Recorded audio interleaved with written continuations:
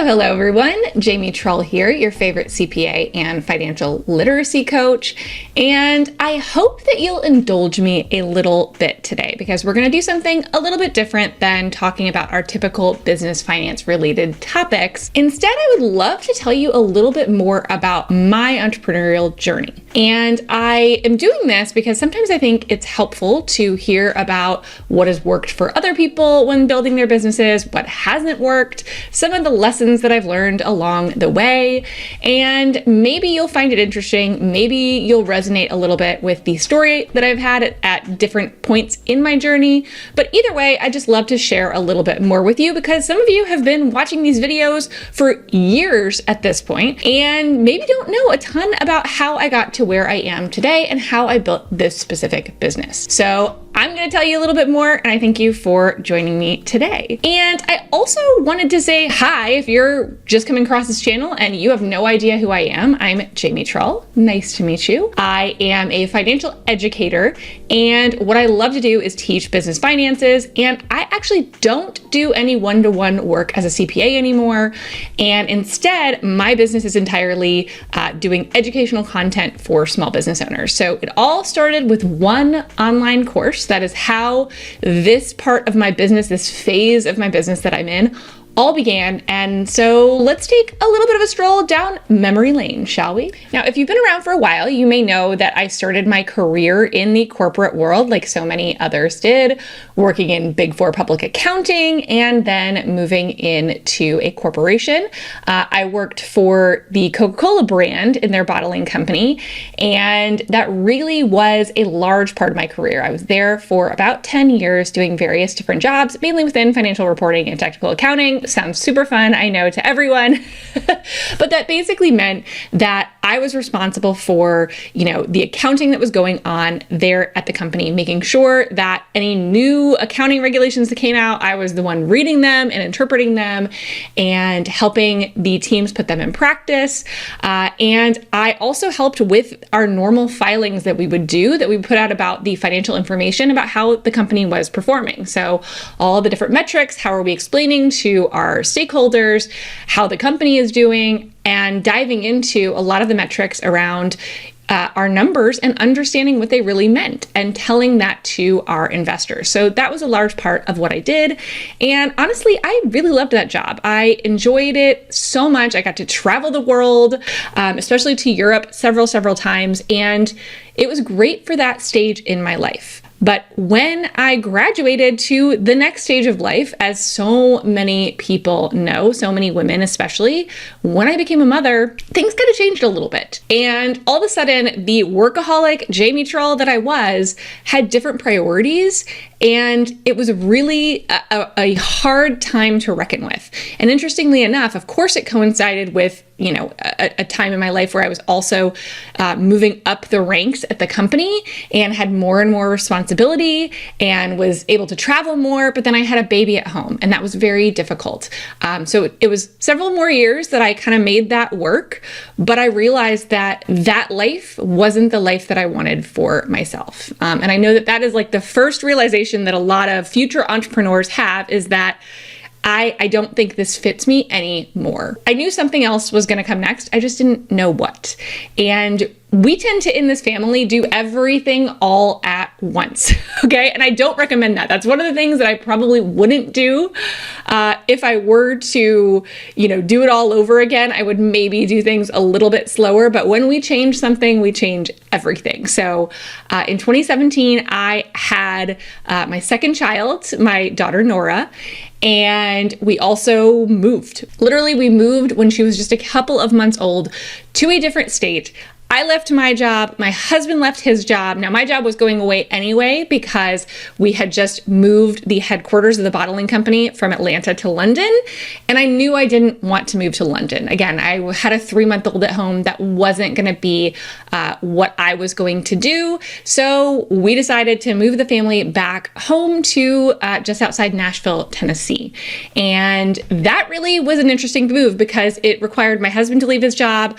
I left my job and we built a house here And we just kind of started over. It was kind of a clean slate situation, which was great in some ways, but it was a lot of transition. And I think that I spent a lot of time trying to figure out what I was and who I was in this new stage of my life. And so there was a lot of limbo in there, especially when my daughter was young. I took some extra time off. I did some consulting work back for the company that I had worked for to help them out.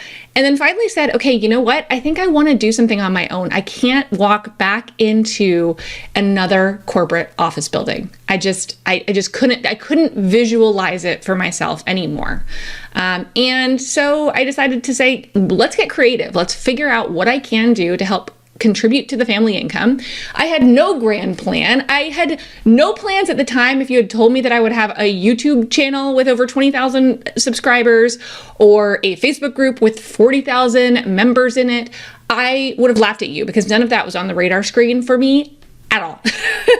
At all. And I would love to take credit for what has happened over time, but I feel like I've been just as surprised as anyone else to see where this business has gone. So I started, of course, like most business owners do, I started to do what I knew best, which was helping people with their finances. I am a CPA by designation. I know numbers. I love numbers. I'm a massive numbers nerd. And I found some clients just kind of almost happenstance around me here in Nashville, and began helping what turned into mainly being just women business owners, which wasn't necessarily what I set out to do, but it was just the clients that I ended up getting. And then I realized how much I loved serving these true women, small and micro businesses, to help them understand their finances more, scale their business, make smart money decisions. And that's really where I carved out my niche. And my favorite part of what I did was virtual CFO services. So I would basically be an outsourced CFO for multiple different companies, come in, help them understand their profit margins, make decisions on pricing, understand how to be able to create and keep more profit in your business and pay yourself more as a business owner. So that's what I did until I pretty quickly realized, it was about a year in of doing this, that I realized that it wasn't what I wanted it to be. I loved the work that I did, but I wasn't making even half of what I had made in my old corporate job. And while I wasn't working quite as much, I was still working a lot. And it felt really daunting because I couldn't take on any more clients. I kind of maxed out at about 10 clients, and that was working all the time for these clients. And I realized, yes, I can raise my prices, which I did, but at a certain point I didn't want to raise them anymore because it would put me out of the range to work with the types of businesses that I really wanted to help. I didn't want to work with $10 million businesses. I love kind of, that under $500,000 revenue business, mainly because they're in this place where if you just can get over the hump, right? So many business owners in that zone get stuck from between like 50,000 and 500,000 and can't get to the next level. And oftentimes there is something financially that they need to get past, and that's something that I can help them do. So that's my favorite type of person, type of business to serve, is someone in that zone. And if I'm charging $5,000 a month for my work, that puts me outside of the, realm of possibility for a lot of business owners that I would want to serve. So I kind of was at this impasse of trying to figure out what I was going to do. How can I make this work? How can I serve the people that I wanted to serve? And I had, again, accidentally fallen into the world of, trying to create a name for myself on social media, mainly Facebook at the time. Flashback to 2017. And in 2019, around July, I created a Facebook group called Financial Literacy for Women Business Owners, and just started going live in that group every single week, teaching on a topic that I saw on social media. Maybe people were asking questions about. Maybe it was, what type of entity type is best for my business, or how do I save money on taxes, or how do taxes even work, right? I started doing some content around that.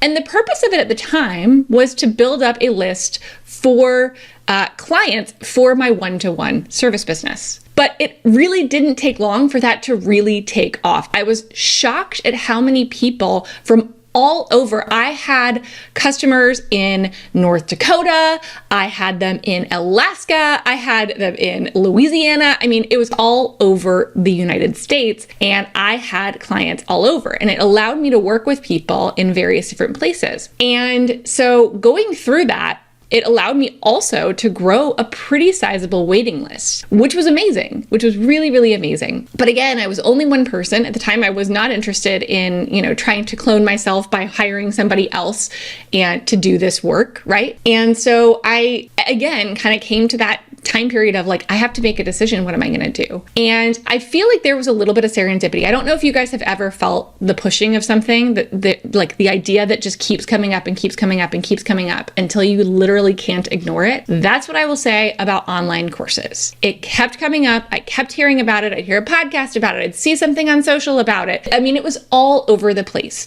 And so it was in the back of my mind, and I was like, and I had so many different excuses for why it wasn't right for me, or why now wasn't the right time, right? I felt like I needed to, gain more experience first, or I needed to understand more about tech first, or I don't know, be more of an expert than I already was, which again is just what we do to ourselves, right? We never feel ready. And so I had all these excuses. The most legitimate excuse of all was the fact that how was I going to find time to create and figure out how to make a digital course, figure out how to market a digital course, right? That wasn't my thing at all. I'm not a techie person by nature, and I have been very upfront with that, which again is why it's so hilarious to me that I have an online business now. And so it finally just kept coming up, and I kept pushing it off, saying, I don't know, I can't do this. And then I got a call from someone on Amy Porterfield's team. And this was completely out of nowhere. She did not know who I was. She had seen me comment on something I had just kind of happened upon, a webinar that Amy was doing talking about digital courses. I attended part of it literally while I was outside, playing basketball with my kids. I was also listening to this webinar, and I posted one question in the comments that nobody answered. But then this person from her team, Jill, for those of you who know Amy Porterfield's team, reached out to me. It's her content manager.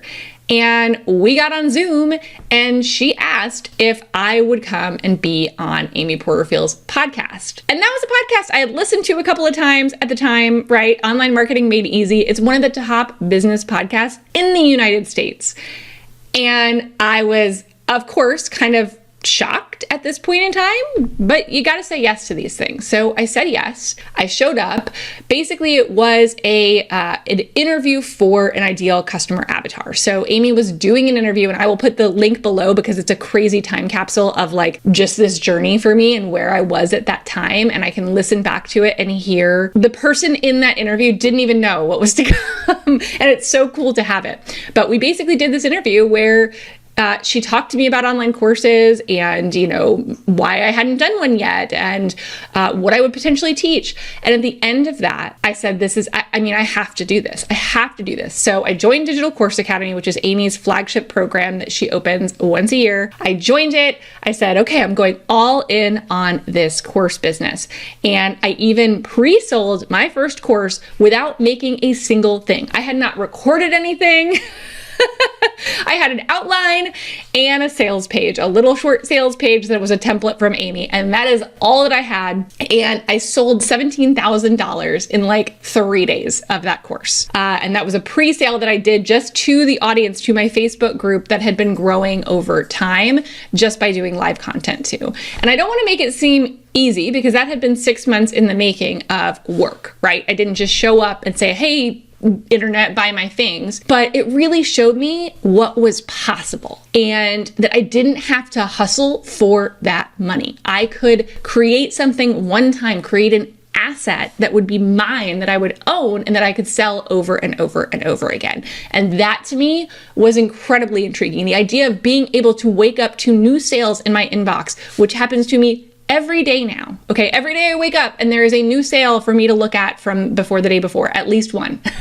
And so that was something I hadn't even dreamed of when I was stuck in this cycle of service work where I was, just really overwhelmed just trying to service my one-to-one clients. So this was a new world and I said, I'm going all in, and I had a full marketing plan, thankfully, again, from Amy's Digital Course Academy. I am not unbiased about that, by the way. So you will see my reviews of Digital Course Academy. They're not unbiased because I'm extremely biased about this program. It worked so well for me that I have a massive opinion of it. It changed everything. And so flash forward, now it's been 4 years since I did that. And now I have a thriving digital course business with not just digital courses. That was the main thing. Financial Fitness Formula was my very first course. That very first launch, all told, netted me $44,000. And the great thing about doing the pre-sale for my Financial Fitness Formula course was that I knew it was going to work. So I could then take some steps to reduce my client load in order to make the time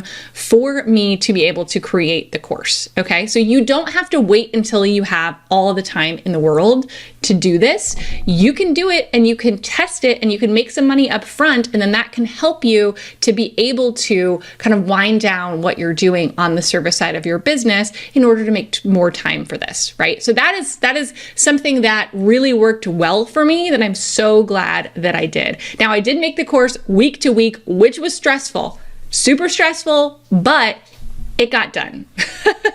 It got done. And since then we have re-recorded and put the quality up a lot from what that very first course was. But people got a ton of value out of that very first course, even though I didn't know how to edit. Even though I didn't have the best equipment, right? I was using literally my camera phone for most of it, right? You don't need all the bells and whistles. That is stuff that you can really build over time to. And now I have better equipment. I have a better studio. I have some cool, boom mics hanging out here, but that wasn't the case back then, right? That has not always been the case. And I'm so glad that I started, because I'm the person that will put things off and put things off and put things off and then wish that I had started earlier. My favorite quote is, "A year from now, you'll wish you had started today." I remind myself of that every time that I put something off. I remind myself that every time. So if you're thinking about digital courses, I want you to go check out a lot of the free resources that we have. So jamietrull.com/Amy is where you want to go. If you are watching this video the day that it comes out, be prepared, because tomorrow we're dropping something new. So there will be another video. Amy is coming on the channel with me tomorrow, woohoo! And we're going to talk a little bit more about digital courses, who they're right for, and kind of talk about some myths related to digital courses. So if you've got some ideas or excuses in your head about why it isn't right for you, but you keep coming back to it, I want you to come back tomorrow, because I think that's going to be great for you. If you're watching this some other time, that video is already out there, so go find it. We're doing some myth busting with Amy Porterfield herself. And it's really cool too, because a cool part of the story as well is that Amy and I have gotten to become friends over time. So somebody that I looked up to as a mentor now has become somebody who is a friend who, I will send, we send voice memos back and forth about various different things. We meet up sometimes for drinks and dinner. And one of the other pieces of my story that I want to talk about is the fact that that digital course, and even just being able to have a digital course and reduce my client load, right? And this was January of 2020 when my first official launch and when I started delivering my first course. I finished it in March of 2020. So y'all know what happened then, right? We all know what happened then. And I am so thankful for this type of business because, number one, e-learning, lots of other businesses were really struggling in 2020. My business was not, okay? E-learning was huge. Now, I did have to pivot my business at the time, but it was much easier to do because of the type of business that I had, right? So I started to do content around all of the things going on with PPP loans and EIDL and employee retention tax credits and all of those things to help business owners whose businesses were struggling or shut down or whatever else they were dealing with. And that grew my business exponentially. But I was able to do it only because I had built a business model that allowed for it. Had I been serving all these clients, I never would have been able to do this, right? I never would have been able to really seize the moment to help people in that way. And it still is something that is probably going to be the thing that I remember most about this journey. Someday when, I'm leaving this world, I'm just so grateful for that entire time period and the ability to be able to help. And I still have people telling me every day that what I was able to do by, taking some of these pronouncements and explaining it to people and, getting this information out there and allowing people to know about the help they could get. I still get people telling me today how that saved their businesses. And that is really meaningful to me, clearly. But again, I wouldn't have been able to do it without this business that I have. If you have been around, whether you've been around since, the beginning, right? Whether you're an OG and you've been here for years, whether you came during COVID, which a lot of people really found me during COVID, or maybe you just recently found me, yesterday or today. Maybe this is the first video of mine you watched. I hope you like and subscribe.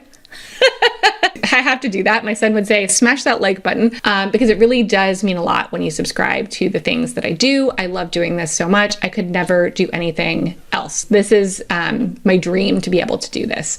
And we have just a little visitor that's coming in. I'm going to let her come in. She was supposed to be being quiet and coloring. Ooh, you want to show your coloring? And it allowed me to, this was not planned at all, but this business, I love it. has allowed me to be able to be home a lot more and be present and be at the bus stop and Mommy, this is not red, this is orange. Have all the flexibility that I really need. Will you say hi? Hi. I talked about you in this video. I talked about how we moved here when you were just 3 months old. Do you remember that? No. I spent all that time doing the whole background. I love it. Do you like the fact that Mommy works from home? Yeah. Yeah? Why? Because I don't like when Mommy goes out because I like Mommy to stay with me. Yeah, I like to stay with you too. Subscribe! All right, well, if you want to learn more about online course creation, go to jamietroll.com/Amy. Should they do it? No. No!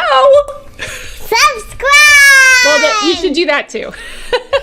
And we will see you next time. Again, come back tomorrow or go check out the channel for my exclusive interview with the amazing Amy Porterfield. And y'all are amazing. We'll see you next time. Bye for now.